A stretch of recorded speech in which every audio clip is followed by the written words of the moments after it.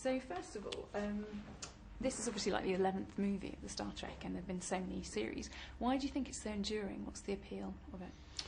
I think that it's this spirit that Gene Roddenberry, with which he created the series in the late '60s. I think it's the same one that J.J. brought to this, which is, a vision of the world and of humanity working together to achieve great things. And I think especially during times of great, social unrest and wars, and right now economic crisis, to present a vision of people working together instead of trying to instead of division. I just think it's a positive, wonderful message.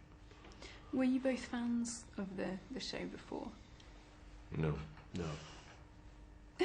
What was it like working with Leonard Nimoy? Did he have any advice for you? Oh, tons, but only if I wanted it. The great thing about Leonard is he was very supportive, but gave me a wide berth in terms of my relationship to the creative aspect of this process, and my own discovery of the character. He was very, encouraging, and that I find it myself, but he was available to me every step of the way. So we spent much time together and have had many conversations. And for me, more than specific advice about the character, how he would respond or react in any given moment, the most impactful part of that whole relationship has been just seeing the impact that this character's had on his life and the impact that his life has had on the character. And he's a really impressive man, and to spend time with him, get to know him, has been a highlight of this experience for sure. And we hear about sort of Kirk and Spock's backstory, and that first they're sort of rivals, and then they go on to be love rivals. We weren't really expecting that. I mean, what's kind of Kirk's reaction to that? Kirk's reaction to what? To them being love rivals, basically. Like, Uhura. Love rival. Yeah, love rivals.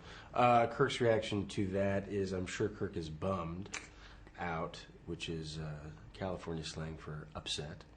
Yeah, I think it makes for an interesting triangle, and I think there's just some fun, humorous moments that we're able to have,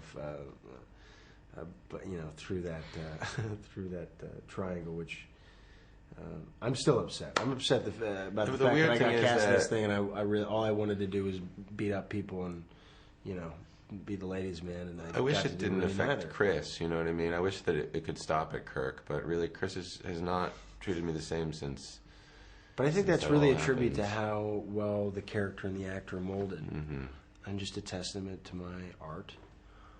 And do you feel the pressure to sort of, do the franchise proud, as it were, and also impress all the Trekkers out there who might be a bit suspicious? Well, I think that careful attention was paid. I think the people that you have behind the scenes making the movie, you have JJ, who's kind of the self-professed non-fan, but then you have people behind it that are avid protectors of of what they call canon. So you have Bob Orsi and Damon Lindelof. So that balance that you have behind the scenes, I think, shows up on screen, and I think clearly, again, careful attention was paid to appeasing the fan base and making sure that there was enough of the original Star Trek there that they remember, that they can recognize, that that they love, but then plenty of new stuff to invite a whole new group of fans into the fan community. Okay, and Zachary, I need to ask you about the prosthetics. Did you have to spend a lot of time in makeup each day? I did. It was about 2 hours and 15 minutes when we started the movie. And then by the end it was down to like an hour 45. But it was, I had to get to work 2 hours earlier than everybody else. Play my little violin. No, it was totally, it's my sad song. No, it was fine. Once the prosthetics were on, like the ears, I didn't really ever notice it. I learned how to sleep like a vampire though on my back, because you can't. They brought a coffin into the makeup trailer. It was odd. Strange, but that's how I travel. Some people need white M&Ms. Really? I just need casket. Who needs white M&Ms? We'll talk about it later. Nobody that we worked with, but somebody out there. We don't want to get into labeling. No slander here.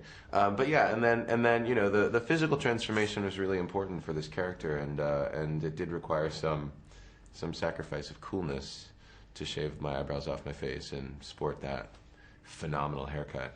But it was well worth it. Something I was happy to do. Okay, and just a quick final question then on the sequel. I guess you both signed up to do another one? Yeah, the whole crew of us has agreed to, when we agreed to do this movie, we agreed to do 2 others as well. That doesn't guarantee that there will be 2 others. Yeah. We'll see. We're just really excited about sharing this one and hoping that people are as excited about it as we are, and then the rest of it will fall into place. But we don't want to get too far ahead of ourselves.